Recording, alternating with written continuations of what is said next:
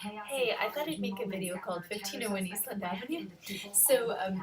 I lived at 1406 Eastland Avenue in East Nashville, Tennessee when I was a kid. We lived on Ordway when I was like a baby and toddler, and then we moved to 1406 when I was 4, I believe. And then when I was 7, we moved down to 1501. But my grandparents, Ransom and Helen Eng, had come down from Washington, D.C. and bought this big house, fixed it up, hung out for about 9 months and got sick of Nashville, and I don't blame them. It's a dreadful place. But in the meantime, we get this big house. And for me, the niceness of the house barely buffered my heartache that they left. And besides that, my little sister had just died, and I didn't think about it clearly, but as a little 7-year-old, my little sister dying of sudden infant death syndrome, or an immunization reaction to the pertussis vaccine, which was the FDA's finding is that this vaccine had a toxicity rate and a lethality index that had been caused it to be banned in Japan, and so they gave my mom a settlement eventually, killing my sister Elizabeth. So we move over to this house, and I'm just like, oh, I miss my grandparents, and how do they leave, and I miss my grandparents, and I'm 7, so I have a really crisp memory of that. By 7, you have good memories, and so I would look around and all the things they left. It was almost like they just left and all this stuff. Like, the one thing I always think about is this beautiful brooch my grandma had that was like this huge, and it was basically like a flower made out of fake rhinestone sapphires that were just chunks. They were just like huge rock chunks of blue. And I think in the middle maybe it was a different color, or who knows what was in the middle, but it was like a blue flower with all these chunky stone. Then she had like a little gold metal chain purse with like a little clasp and a little handle. So they left me like a bed and a dresser, and I was somehow given this particular room that was the front room of the second floor. Facing the street, it would be the right-hand side, and then my parents had the other front room on the left-hand side, and then my brothers had the back bedroom. And my brothers had to share a room, which could have been hard on them. It might have been better if they had separate rooms. We visited over 140. My dad's office then was this sort of back room apartment. It was almost like an apartment because this house is so big that it had been split into like a rooming house at one point with like locking doors on different apartments. But in a sense, my dad and I shared an apartment, and he had one side and I had the other side. And in this sense, there were these split divisions where the bottom level could have been 2 separate apartments, and they had this sliding lovely wood doors and high ceilings, a huge staircase that my brother fell down and got a scar on his face because he hurt his face. And then after the second floor there was an upstairs attic apartment, which is where I interrogated Grandpa about his purported atheism. So we were sitting at this little square kitchen table. This is not a cloud. And I was like, so, Mother says you're an atheist. And he said, I even turned into a full moon. A werewolf at the full moon. Which it was like he was dodging the question and providing an additional abnormality, kind of to scare the children. But I think my dad's spooky sense of humor, his father had it also. And then I was like, well, Mother says you saw a ghost in a castle in Europe. Shocking terror in New York City. And Mother says you don't believe in such things, but that you did see one, and that it caused you to. So it's the Day of the Dead 2017, and I'm thinking about this stuff, and this must have been 1985 about, I guess it was 86. Oh yeah, I'm thinking it was 85 that they were there, because, yeah, and when they left, I was very sad, and it hurt my feelings, and eventually we'd go to see them. And then one night, 1406 Eastland burnt down, and somehow my dad knew about it, maybe because he's a night owl. He heard it, or heard the sirens, and looked out, and then we saw this, but it was old and like abandoned or on the market or something, and we didn't live there anymore. But the house that I grew up and burned down in front of my eyes. So Dad was kind of like, it was just like horrifying. So my little sister, maybe I was holding, yeah, so this must have been 86 by the time the house burned down, because I'm confused now. Yeah, I must have been a ways down, like a few years in. I remember my brother Michael and my brother David, and then at some point the arsonists who were burning down all the houses in East Nashville, the night they're burning down our old house, they drive through the driveway, the alleyway, and like maybe like torch our garbage. There's like a structure built to hold the garbage, so they torch that. So then that's on fire, and then my brothers, I think, are getting a hose and trying to put that out, and they had seen a van go by and do it. So there were like, it was scary, and it kind of felt, it could have been for insurance purposes or like fire fraud, arson fraud, but to us it kind of seemed like some kind of targeted message, like we're burning down the house you used to live in, and it was a little bit, felt dangerous to live in 1501 because 1501 was such a nice, so nice structurally. It was a very beautiful old Victorian 1911, I think, or 1909, something like that. So FBI on scene at Home Depot where the truck was rented, and at his home in Patterson, New Jersey. Grandma and Grandpa would have frozen yogurt with cherries in it on the front porch, and one day I was wearing this shirt that was, it was like purple, and the seams were on the outside, and then it had little metal grommets with little holes in it, kind of like maybe in a V pattern, like an upside down triangle. And it was pale purple, like lavender, my favorite color, which doesn't really look good on my skin tone. And I'm wearing this, and my grandpa's like, so your clothing like has a seam going on the outside, and he's all like intrigued.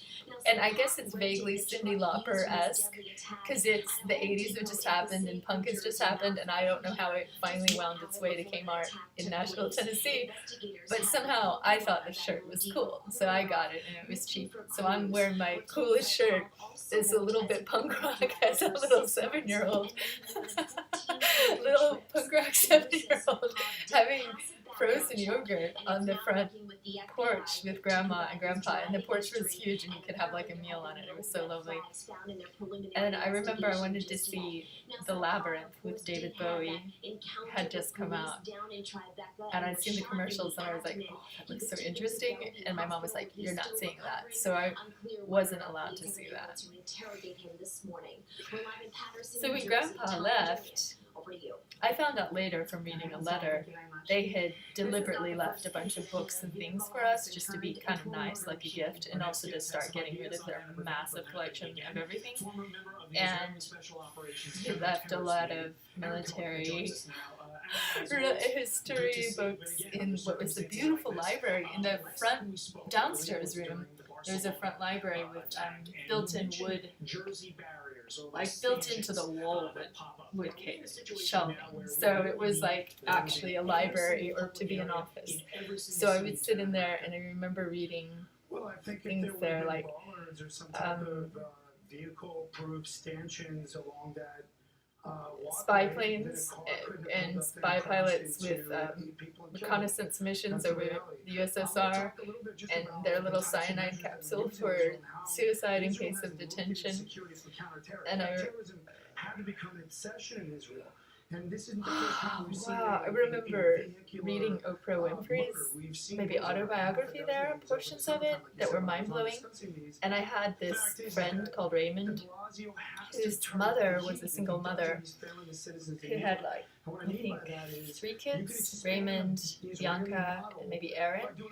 And they moved up to the upstairs attic apartment, and then Debbie was their mom's name. She kind of acted as a nanny for my little sister when she was born in 1986. But I found it upsetting that she smoked cigarettes around the children from the upstairs window of the 3rd floor attic apartment. But it was a huge apartment for an attic, but it wasn't, there was no division of rooms. So there were kind of like 4 separate rooms and a center, and the rooms were in the eaves. So the ceilings kind of were in, and then like closeting. And I was sitting in the library with Raymond on the couch, kind of as the sun was going down. And the light had not been on because the windows are huge and there's plenty of light. But as the sun is going down, the light is getting dim, and he and I are just sitting there. And my dad walks in, kind of aware I was sitting in a room with a boy who's our upstairs kind of tenant, I guess you would say. And I think he turned on the light. And he was like he felt like he was intruding or something. But he wasn't like officially my boyfriend or anything. I guess we were just enjoying each other's company, sitting beside each other. And that was the room that Mom shooed me out when I ordered 17 magazine, which like as a third grader or something, that's like a huge accomplishment. Because I remember I wasn't anywhere near 17. I might have been like, or 5th grade maybe. I ordered 17 magazine thinking this is what girls need to know what to wear to school, or like if they ever have an out of uniform day, because I had to go to Catholic school, St. Joseph. And so Mom gets, it's the Valentine's issue. It just happens to be like the February issue is my first issue. And like front cover is like all these hearts, and then it's just like how to French kiss. My mom is livid, and she's like, "You're going to hell. If you ever French kiss a boy, you're going to hell." And I was like, "No, I never have. We're cool." But when I think about it, there was some little redheaded boy in the back of the carpool who used to try to like, he would forcefully kiss me, and in a sense, I guess that. And unlike, or the creepy man who wanted me to sit on his lap at Holy Name Catholic Church and like bounce me on his lap and say, "Give me some sugar, give me some sugar." And I would be like, "Ooh, yuck, I don't want to kiss him, and why does he want me to kiss him?" And I was like a little 3-year-old or something, and he called me Rosemary, and my name is Mary Rose. And at the time I was kind of like, "You're clearly not my friend because you don't even really know my real name, so like, what's up and why do I have to kiss you? That's gross." And then there was another man who was the candy man, and he had lollipops, and he wore really strange, out-of-date 1970s, like, grossly colored suits, still in the 80s, and my mom would be like, "Don't ever talk to that man, and don't ever take a candy from that man." I thought my mom was a dental freak, and she was afraid of, like, hurting my teeth, but it turns out she didn't want me to talk to pedophiles at church, so, as now that I realize it. So by the time I get to kindergarten, I'm like, "No, I can't eat candy." But anyway, I think she did care about my teeth, vaguely, even though we had lots of sugar and cookies, too. So she told me that pedo man with the candy, she and my dad worked to get him kicked out of the parish, and that he went and got a job as a school bus driver for like a bus driver for the Bible school or something like that, something relating to children. So he was still in the child scene. And so I thought I would make the video about that house because sometimes I have memories there, because my most, I guess, like age 7 to 14 I lived there, so about 7 years. Might be the longest time I've ever lived anywhere consistently in one time. And I feel really lucky to have lived there, but Mom took in a homeless family who were living in their car and let them live in the basement, which was like an unfinished basement and not very nice. It was just like kind of almost like mud in the walls, like it was a cellar basically. And for some reason they didn't shower, or like they didn't know how to get clean after months of living in their cars, so they smelled really bad.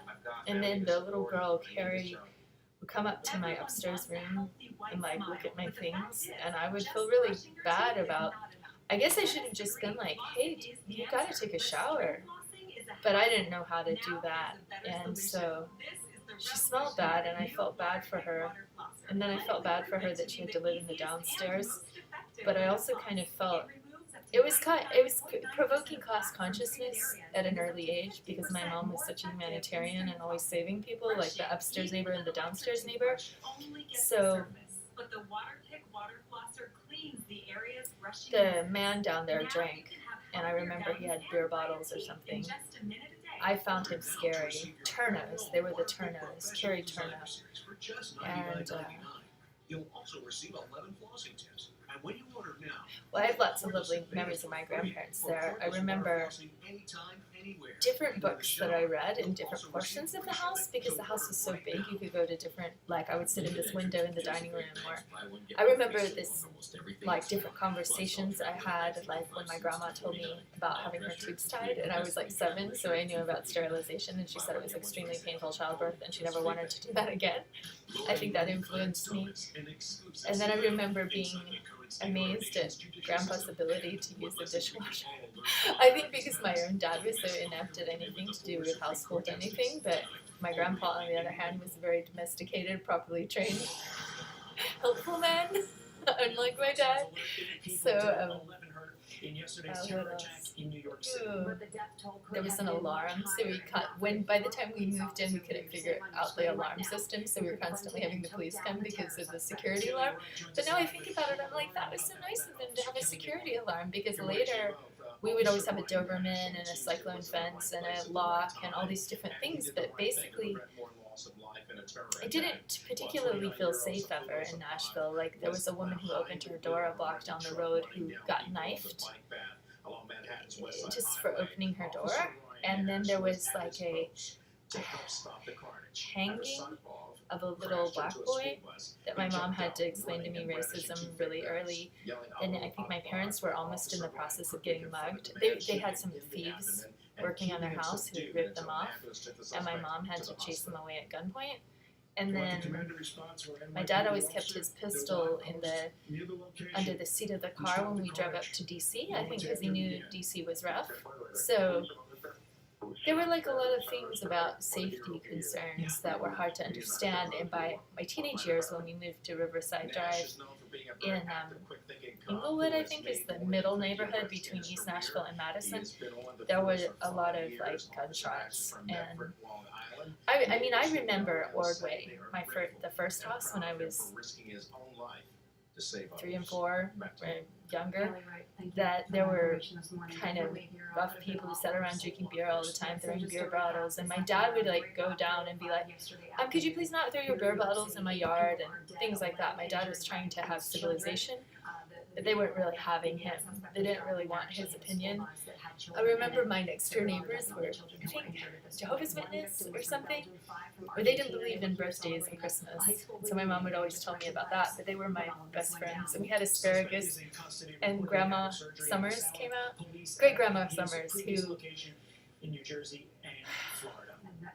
is the mom of my grandma, Mary Kangus's, Mary Driscoll Dyer Tobin Kangus's half sister, who's Rob O'Neill's like gran or great gran. So I'm still trying to figure out the O'Neill connection, because it's through this great grandma that I met when I was like 3. They drove down in a motorhome with grandma and grandpa. And mostly the only thing about great grandma I remember is she liked fruitcake. And mom always said that she was planning to be buried in a fire engine red dress. She wanted to be buried in a red dress.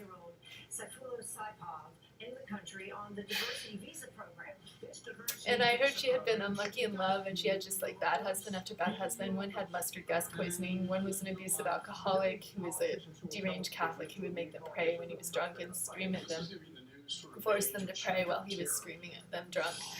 And then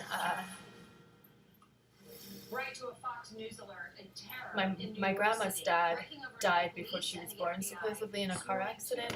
Haggerty from Chicago, some kind of Irish, well-to-do Irish people, department store family, and there was asparagus in the backyard. And the first time I remember being hit was my mom was trying to brush my hair and fix it, and she took the hairbrush and goes in my face, and I was like, why did you hit me with a bristly part of the brush? And she kept saying, no, I didn't, I hit you with the handle. But to hit me with the handle, she would have had to grab the bristles on her own hand and hurt her own hand. So I kind of figured out she was just basically lying. to cover up what she had done to me. And she was the one who was frustrated at me, and she was trying to take my picture too and like tell me I'm so cute. And then she was trying to put my hair in these two little pigtails, and my hair was quite short, so I could do like two cute little pigtails. And it was kind of like mixed messages of like, oh, you're so cute, let's take pictures of you, smack in the face. And I think Bob Lind came to visit, and for some reason he was sleeping on my dad's couch as like the guest, and he was wearing red underwear, and I remember it. And I remember being like, I'm 3 years old, and like looking up and seeing his red underwear, and I knew that my dad only had white underwear, because somehow my dad might occasionally run from the shower to the bedroom or something in his underwear, and so I'd seen that, but I was like not okay with how Bob Lind was just lounging around in his underwear as if I wanted to see that. And I was rather grossed out, even though I was like 3. But I know my dad loved his music, and we would listen to it kind of like all day. We might wake up some morning to the sound of singing.